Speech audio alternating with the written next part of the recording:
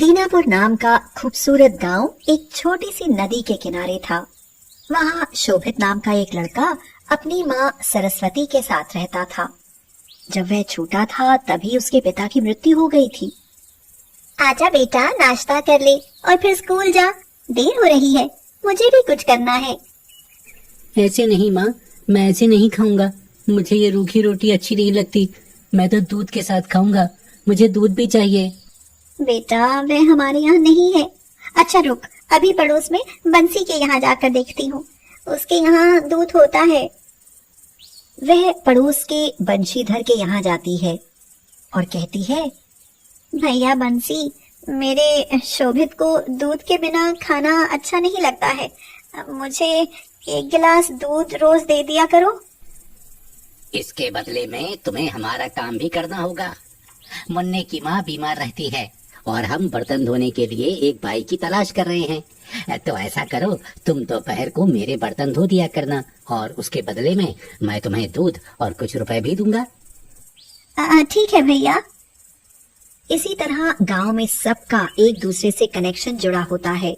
नगद रुपयों के बजाय सामान और काम करके भी काम चलाया जा सकता है। सरस्वती दिन भर मजदूरी करती और जब मजदूरी नहीं मिलती तो गांव में ही जिस किसी का काम मिलता तो कर लेती।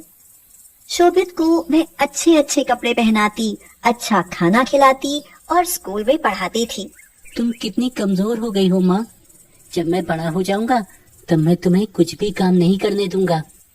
मेरा राजा बेटा नौकरी करके रुपए लाएगा और मैं रानी की तरह बैठकर राज करूंगी।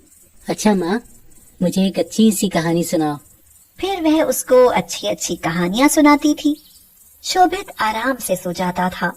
किसी किसी दिन ऐसा होता कि खाने के लिए कुछ भी नहीं होता तो सरस्वती खाना नहीं खाती और बस शोभित को ही खिला देती।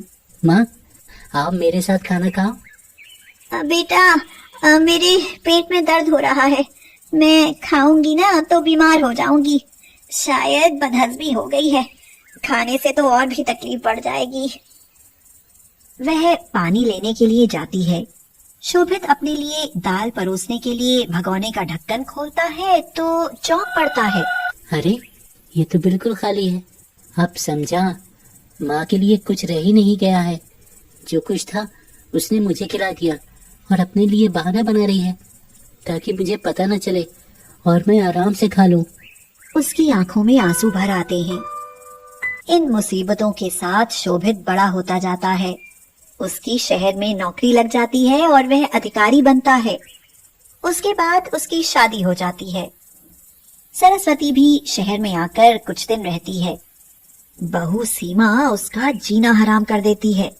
उस पर बहुत उल्टा सीधा आरोप लगाकर शोभित के कान भरती रहती है।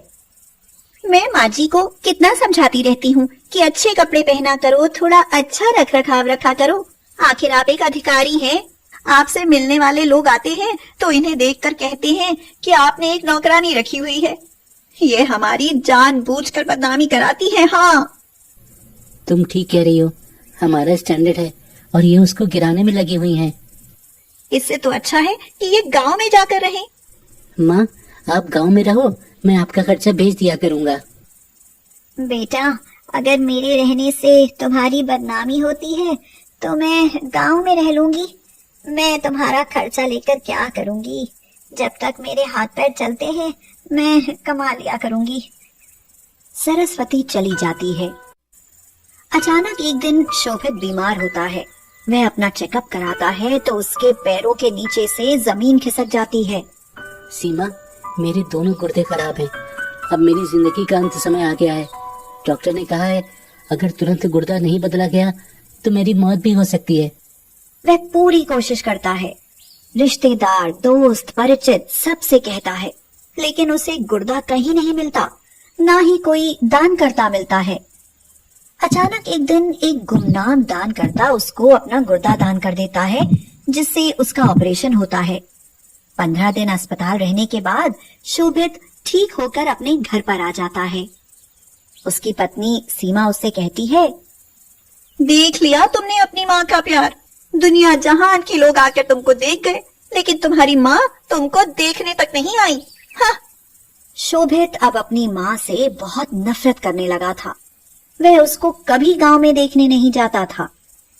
एक दिन गांव से उसके पड़ोसी बंशीधर का फोन आया।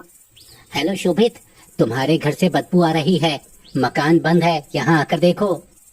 शोभित जब वहां जाता है तो देखता है कि बंद मकान के भीतर उसकी माँ मरी पड़ी है। शायद उन्हें 5-6 दिन मरे हुए हो गए होंगे। वो बीमार हो गई थी, उसकी देखभाल करने वाला कोई नहीं था। वो स्वाभिमानी थी, वो किसी का एहसान नहीं लेना चाहती थी, क्योंकि उसके गांव के कुछ लोगों ने कहा था कि तुम इधर उधर मारी मारी फिरती हो, तुम्हारा जवान बेटा तुम्हारी मदद नहीं करता, जरूर तुम्हीं में कोई कमी होगी। सामाजिक दबाव में माँ का क्रियाकर्म तो करना ही पड़ेगा, लेकिन मेरी इच्छा नहीं है। माँ का दाह संस्कार करके शोभित घर आता है तो पड़ोस के सभी लोग जमा होते हैं और वे शोभित को धिक्कारने लगते हैं। शोभित, हम तुम्हें ऐसा नहीं समझते थे।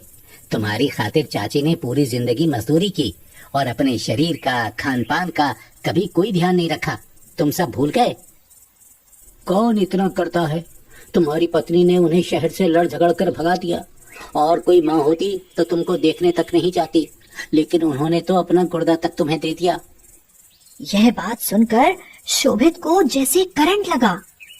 क्या मुझको गुर्दा देने वाली मेरी माँ थी? तभी तो वो तुमको देखने नहीं जा सकी। उसने डॉक्टर से कह दिया था कि शोभित को मत बताना कि गुर्दा मैं दे रही हूँ, नहीं तो शायद वो बेचारा मेरी कमजोर हालत को देखते हुए गुर्दा नहीं लेगा। लेकिन मैं चाहती हूँ कि मेरा बेटा ठीक ठाक रहे। मेरा क्या है, मैं तो मरने को ही बैठी हूँ। शोभित की आंखों से आंसू बहने लगे। अब वह बहुत पछता रहा था। हे भगवान, ये मैंने कैसा अनर्थ किया। जिस माँ ने अपना सुख नहीं देखा और मेरे लिए अपनी जिंदगी कुर्बान कर दी, उस माँ को मैं अंतिम समय में अपने पास भी नहीं रख सका। उसे याद आया जब वह बचपन में अपनी माँ से कहता था कि जब वह बड़ा हो जाएगा तो उसे कमा कर खिलाएगा।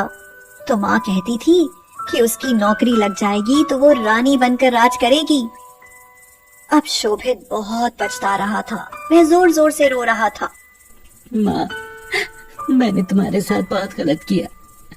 अपने नालायक बेटे को माफ कर देना माँ, मुझे माफ कर देना। मैंने तो तुम्हें एक दमड़ी तक नहीं दी और तुमने फिर भी मेरे लिए जिंदगी कुर्बान कर दी। मैंने तेरे साथ दुश्मनों से बर्ताव किया माँ, मुझे माफ कर दे माँ, मुझे माफ कर दे। वह सिर पटक पटक कर रो रहा था, लेकिन अब सिवाय पछताने के क्या हो सकता था।